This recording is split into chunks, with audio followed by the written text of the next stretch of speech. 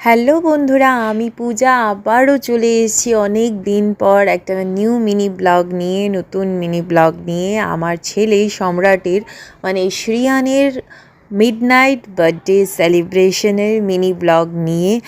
রাত্রে 12টা বাজে আমি সম্রাটকে সারপ্রাইজ দেবো ভেবে খুব এক্সাইটেড হয়ে বেলুন ফোলাচ্ছিলাম, সাথে রিদ্দি আর চুলবুলিও বেলুন ফোলাচ্ছিল। কিন্তু সারপ্রাইজ আর দিব কোথার থেকে বন্ধুরা।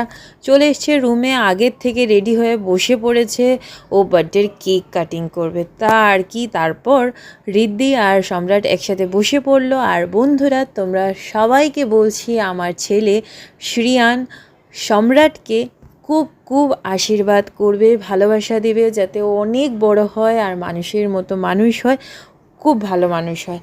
আর এদিকে কেক কাটিং করছে দুই ভাই বোন, দুই কাজিন ভাই বোন মিলে।